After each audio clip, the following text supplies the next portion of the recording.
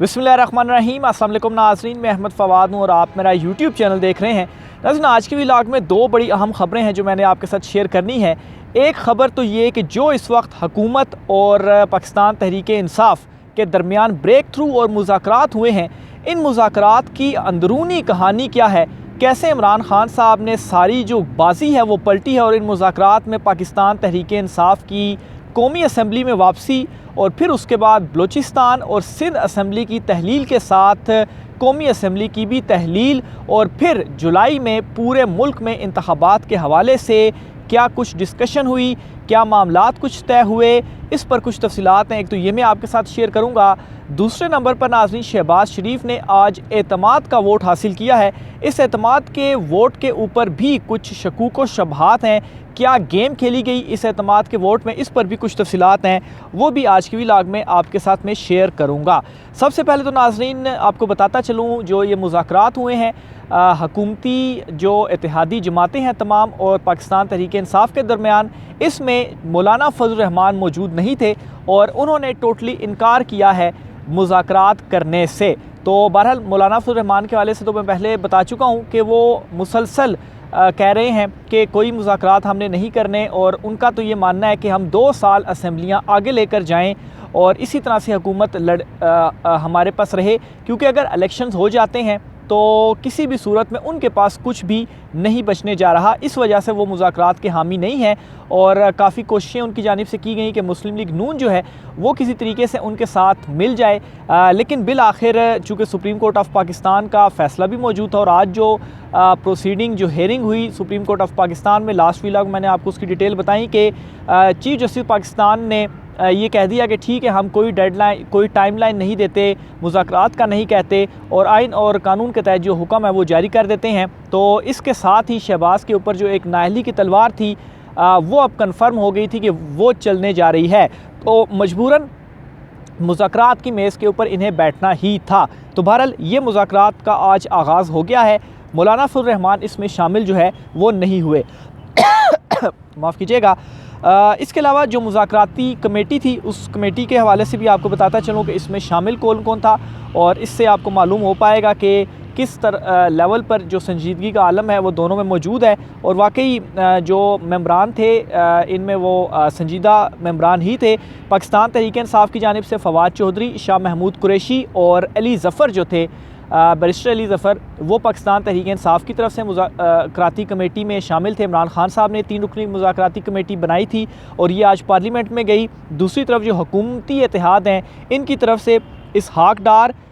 जो कि नून लीग से हैं, नवीद कमर पीपल्स पार्टी से, साद रफ़ीक नून लीग से, इसके अलावा किशोर ज़हरा, यूसुफ रज़ा गिलानी ये मुज़ाकराती कमेटी में मौजूद थे और आज़म नज़ीर तारड़ जो थे वो बतौर मावन ये जो मुज़ाकरात हुए हैं इन मुज़ाकरात में उस रूम के अंदर मौजूद थे। तो बहरहाल ये थोड़ा सा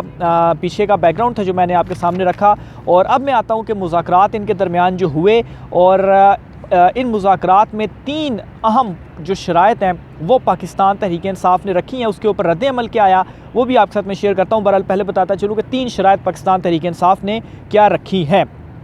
सबसे पहले तो पाकिस्तान तहरीक इंसाफ ने इनसे ये कहा है कि अगर आप ये चाहते हैं कि मुल्क में पूरे मुल्क में एक ही दिन इलेक्शंस हों तो आपको ये क्या करना पड़ेगा कि बलूचिस्तान की और सिंध की जो असम्बली है वो आपको तहलील करने पड़ेगी और साथ ही आपको जो कौमी असम्बली है वो भी मई तक तहलील करनी पड़ेगी और फिर उसके बाद हम क्या करेंगे कि पूरे मुल्क में जो इंतखाबात हैं वो एक दिन करवाने के ऊपर हम राज़ी हैं, लेकिन आपने सबसे पहला जो पॉइंट है वो इसको क्लियर करना है। सबसे जो पहली शर्त है हमारी, आपको ये माननी होगी और फिर उसके बाद जुलाई के मिड में इवन के अगस्त तक भी जो इलेक्शंस हैं वो जा सकते हैं, लेकिन शर्त यह है कि सिंध और बलूचिस्तान असम्बलियाँ फौरी तौर पर और जो कौमी असम्बली है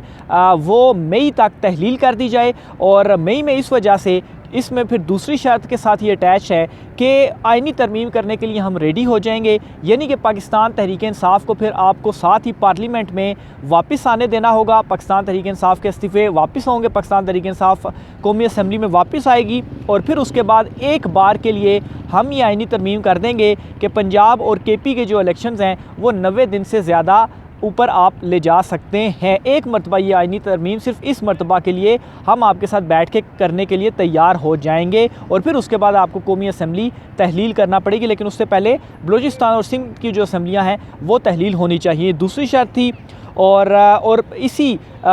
वजह से ही पाकिस्तान तहरीक इंसाफ मानी है कि इंतखाबात जो हैं वो फिर आगे हो जाएँ, जुलाई में या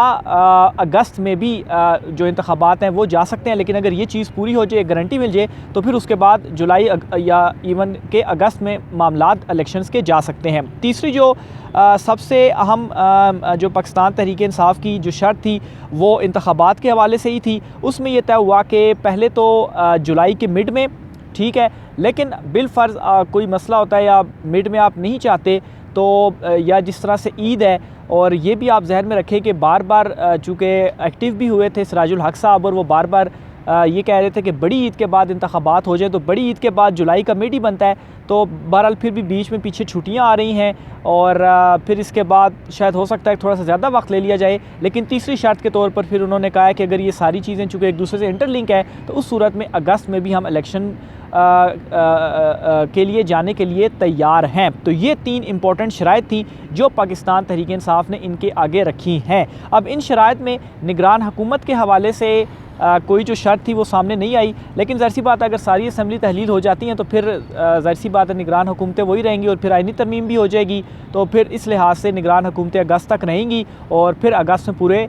जुलाई या अगस्त में जो इलेक्शंस हैं वो हो जाएंगे। अब इसके बाद अच्छा, इससे पहले मैं एक और चीज़ आपको क्लियर करता चलूँ कि ये वो तमाम लोग थे जो इमरान खान साहब माइनस करने के चक्कर में थे इमरान खान साहब को, और यही वो अब तमाम लोग हैं कि जो इमरान खान साहब को अब ये मिन्नत कर रहे हैं कि आएँ आप हमारे साथ मुज़ाकरात के लिए बैठे, और उनके साथ वो मुज़ाकरात के लिए बैठे हैं। तो यही लोग थे जो कि इमरान खान साहब को कहते थे कि आप माइनस है, इमरान खान से बात नहीं हो सकती, बल्कि कई तो इनमें से वो थे कि इमरान खान माफ़ी मांगें फिर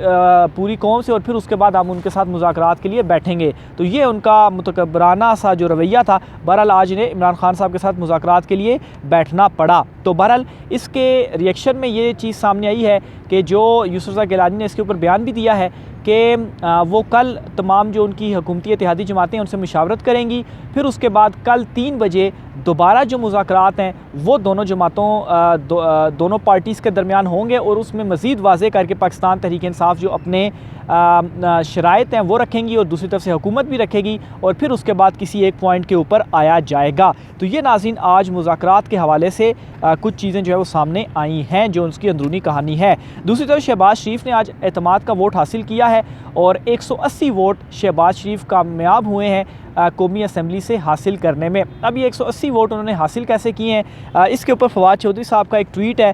वो मैं आपके सामने रखूँगा। और उन्होंने ये कहा है कि असल में शहबाज शरीफ के पास 160 वोट थे, जो 20 वोट उन्होंने हासिल किए हैं। मज़ीद वो वोट उन्होंने पाकिस्तान तहरीक इंसाफ के जो मुनरिफ़ अरकान हैं उनके वो वोट थे और वो भी इसके अंदर काउंट जो है वो किए गए हैं। तो इस तरह से शहबाज शरीफ के 180 वोट बनते हैं, अदरवाइज़ इनके पास असम्बली में नंबर जो गेम जो है वो पूरा नहीं है। और इसमें एक और चीज़ भी आपको बताता चलूँ जो कि कुछ वहाँ पर जो मौजूद सहाफ़ी दोस्त थे उनका ये कहना था कि जो स्पीकर हैं परवेज़ अशरफ साहब, उन्होंने क्या किया कि उन्होंने जो मुखालिफ वोट थे उनको गिना नहीं। यानी कि अगर आपकी वोटिंग होती है तो जो हक़ में वोट पड़ते हैं और जो मुखालफत में वोट पड़ते हैं दोनों को गिना जाता है। तो स्पीकर ने हक़ में पड़ने वाले वोटों को अचानक से गिनकर 180 कर दिया, लेकिन जो मुखालिफ वोट पड़े थे उनको गिना नहीं। और इससे उन्होंने ये अपना जो तासुर है वो दिया कि हो सकता है कि इसमें PTI के क्योंकि लोग थे फिर वो मज़ीद एक्सपोज हो जाते कि ये उनके भी वोट है। तो इस चीज़ को छुपाने के लिए बहरहाल इस हवाले से कौमी असम्बली जो है वो बाकायदा तौर पर एक जारी करती है कि कितने वोट किस किस ने वोट दिए हैं, किस किस ने वोट नहीं दिए, एक नोटिफिकेशन टाइप होता है। तो उसकी भी जो डिटेल्स हैं वो जब आएंगी तो अभी तक जो है वो मौजूद नहीं है। तो बहरहाल ये फवाद चौधरी साहब का दावा सामने आया कि शहबाज शरीफ ने कैसे 180 वोट जो हैं वो हासिल किए हैं। आखिर में नाजरीन एक और ख़बर है वो भी मैं आपको देना चाहूँगा, और ये ख़बर नहीं बुनियादी तौर पर जो इस वक्त करंट हैपनिंग्स हुई हैं, जितनी चीज़ों को मैं कवर कर रहा हूँ इनकी बुनियाद पे ऊपर एक जो मेरा तज्ज़िया है वो ये है कि ये जो इस वक्त मुज़ाकरात का मैं इसको लॉलीपॉप समझूंगा, और मेरे ख़्याल से ये मुज़ाकरात के नाम पर सुप्रीम कोर्ट और पाकिस्तान तहरीक इंसाफ दोनों को मौजूदा जो हुकूमत है इत्तेहादी हुकूमत ये धोखा दे रही है और सिर्फ टाइम गेन करने की कोशिश कर रही है कि किसी तरीके से अक्टूबर को गुजारा जाए और फिर उसके बाद अक्टूबर के बाद क्या होगा, मज़ीद 2 साल के लिए आने का इनका इरादा है। तो मेरा इसमें एनालिसिस ये है, आप इस वाले से अपनी राय का इज़हार कीजिएगा कि आप इन तमाम तर चीज़ों को किस तरीके से देख रहे हैं। आज की व्लॉग से मुझे इजाज़त दीजिए। अल्लाह हाफ़िज़।